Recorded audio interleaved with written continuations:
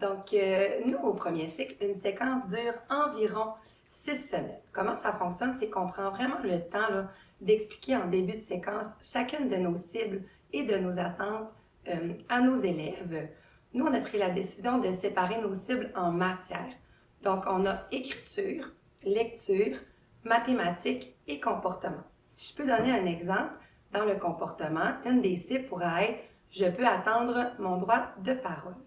On prend aussi vraiment le temps de nommer chacune de nos cibles en lien soit avec nos activités ou avec nos ateliers. Donc, les enfants, là, savent vraiment qu'est-ce qu'ils doivent, qu'est-ce qu'ils devront travailler, soit dans l'atelier qu'ils ont à faire ou encore dans l'activité à réaliser. Nos cibles là, sont aussi toujours inscrites dans notre plan de travail, ce qui permet aux parents de savoir vraiment qu'est-ce qui est travaillé en classe et aussi de le réinvestir à la maison pour ceux qui le désirent. Pour ma part, j'ai ma propre façon de fonctionner. Je vais tout simplement afficher les cibles sur un tableau blanc. Je vais une à la fois les présenter aux élèves.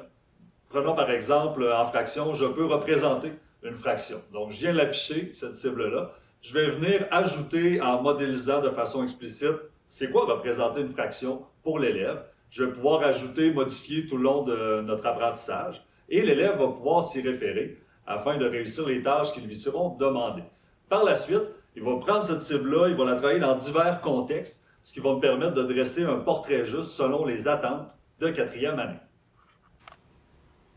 De notre côté, on va présenter les cibles par matière, une période à la fois, parce qu'on a beaucoup de contenu dans chaque matière. On va commencer, admettons, par les mathématiques. Ensuite, une autre fois, on va présenter lecture, écriture. Et ces cibles-là vont rester affichées dans notre classe pour permettre à tous les intervenants, comme les orthopédagogues, les aides dans la classe, de voir ce qu'on travaille durant la séquence.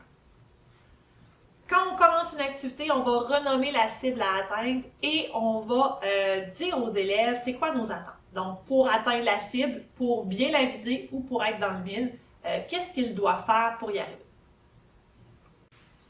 Pour ce qui est des comportements, on va utiliser le conseil de coopération en discutant de comment ça se passe dans nos classes, qu'est-ce qu'on voudrait améliorer, qu'est-ce qui pourrait aller mieux. Donc, les élèves vont nommer eux-mêmes une cible de comportement qu'ils voudraient travailler.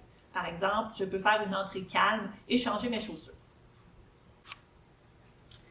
En orthopédagogie, de notre côté, ce qui est intéressant, c'est de placer des périodes qui s'appellent cibles dans notre horaire. On va, à ce moment-là, en début de séquence, là, beaucoup intervenir en classe avec l'enseignant pour voir un peu les élèves, comment ils apprennent, comment ils se situent, comment c'est enseigné aussi pour pouvoir ensuite le réinvestir si on a besoin d'aller plus loin. De mon côté, je me fais un tableau, j'interviens de la 1e à la 6e année, donc je me fais un tableau là, vraiment avec les séquences de tous les enseignants. Je sais vraiment ce que mes élèves apprennent dans chacune des matières, comme Sarah l'a dit plus tôt, en lecture, en écriture et en mathématiques. Donc, je sais son rendu où, je sais ce qui est travaillé. Puis, quand j'arrive en classe, là, les enseignants m'ont mis au courant là, de leur fonctionnement.